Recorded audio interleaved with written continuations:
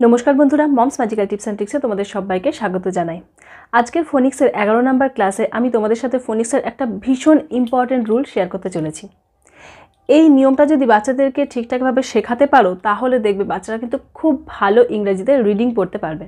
তাহলে চলো আর কথা না বাড়িয়ে আজকের ভিডিওটা শুরু করি।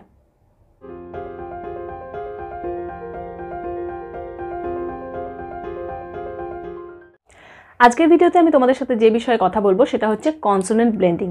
কনসোনেন্ট কি সেটা তো তোমরা সবাই জানোই। এ ই আই ও ইউ এই 5টা ভাওয়েল বাদ দিয়ে যে কটা লেটার পড়ে থাকছে ইংরাজি বর্ণমালাতে সেগুলো সব কটাই কনসোনেন্ট। আর ব্লেন্ডিং মানে কি? আমরা তো ব্লেন্ডার কথা তো শুনেছি, রান্নাঘরে তো আমরা ব্লেন্ডার মিক্সার এগুলো ব্যবহার করি। তো ব্লেন্ডিং হচ্ছে মানে একসাথে মিক্সিং টাইপের হচ্ছে।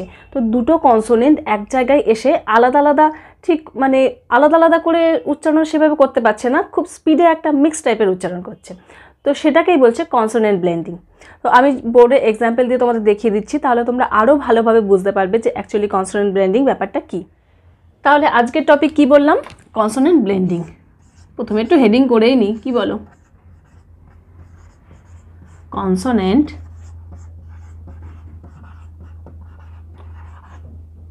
ব্লেন্ডিং। ওকে, এবার যেটা বলছিলাম, দুটো কনসোনেন্ট আমি ধরছি। ধরো একটা কনসোনেন্ট লিখলাম বি আর একটা কনসোনেন্ট লিখলাম এল।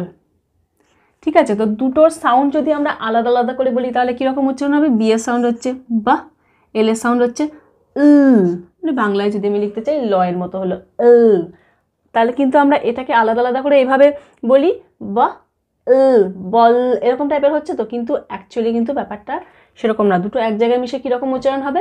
ব্ল ব্ল। মাঝখানে দেখো কোনো ভাওয়েল নেই, তো দুটো কনসোনেন্ট খুব তাড়াতাড়ি উচ্চারিত হচ্ছে, ব্ল। তো এটাকেই বলছে কনসোনেন্ট ব্লেন্ডিং। তো এটার এক্সাম্পল কি হবে দেখো, যেমন ধরো blade, B L A D E, blade, blade, blade. বা ধরো ব্লাড, এখানেও দেখো বি এল এ কীরকম উচ্চারণ হচ্ছে, আলাদা করে কি বলছি? ব্লাড বলছি না, কীরকম বলছি? Blood, blood. মানে এই বি আর এলটা খুব তাড়াতাড়ি উচ্চারিত হচ্ছে, একদম একটার গায়ের উপরে একটা লেগে রয়েছে এরকম টাইপের। মানে আমরা বাংলায় যেরকম যুক্তবর্ণ পড়ি না সেই রকমই। দেখো আমরা বয় লয় পড়েছি না বাংলায়, একদম এক্স্যাক্টলি সেটারই ইংলিশে ফর্ম বলতে পারো। তো ব্ল বা এই ধরনের আরও হয়, যেমন ব্ল বললাম তো বি এল সেরকমই হয়। সি যোগ এল করলে কি হয়? ক্ল টাইপের উচ্চারণ, ক্ল। এর এক্সাম্পল দেখো, C L O T H, cloth, C L O C K, clock. তাহলে এখানে কি হচ্ছে? ক্ল ক্ল, মানে কয়লয়ে একটা যুক্ত বর্ণ হচ্ছে। ঠিক আছে, এটুকু বোঝা গেল। তো এরকম আরও ফর্মে হয়, বি এল দিয়ে হয়, যেমন সি এল দিয়ে হয়, সেরকম এফ এল দিয়ে হয়। এফ এল দিয়ে কী হয়? ফ্লাওয়ার হয়, ফ্ল্যাগ হয়। তারপরে পি এল দিয়ে হয় প্ল্যান্ট, প্লেন। এরকম আরও অনেক রকম এরকম ধরনের এক্সাম্পল হয় যেটাতে দেখা যাচ্ছে এল এর সাথে অন্য কনসোনেন্টের ব্লেন্ডিং হচ্ছে। তো এই ধরনেরই আরও হয়, দেখাচ্ছি আমি তোমাদেরকে। আর এর সাথে যুক্ত হয়েও বিভিন্ন কনসোনেন্টে কিন্তু এরকম ধরনের ব্লেন্ডিং হয়। সেটার উচ্চারণ কি হবে দেখো, যেমন ধরো বি যোগ আর করলাম, তাহলে কি হবে? ব্র, ব্র সাউন্ড আসবে, বয়ের ফলার মতো। ঠিক আছে, এক্সাম্পল দিই, brown, B R O W N, brown, ব্রা, ব্রা টাইপের উচ্চারণ হচ্ছে। সেরকমই সি যোগ আর হয়, ক্রাউন হয়, ক্রেন হয়। এরকমই কি হয়? ডি যোগ আর হয়, এটা কীরকম উচ্চারণ আসবে? ড্র। যেমন দেখো ড্রিঙ্ক, ড্রাইভার, এরকম তো আসবে। এটা যেমন কি হলো? কয়ের ফলা হলো। এছাড়াও দেখো এফ যোগ আর, এটার কীরকম উচ্চারণ হবে? ফ্র। আমরা বলি না ফ্রগ, এফ আর ও জি, ফ্রগ।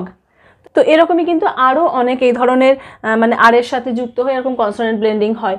যেমন ধরো পি আর জি আর, জি আর এ গ্রাস হয়, পি আর এ কী হয়? Pray, prize. তারপরে আর কি লিখিনি? টি আর লিখিনি, টি আর এ হয় ট্রাঙ্ক। এরকম আরও বেশ কিছু এক্সাম্পল আছে।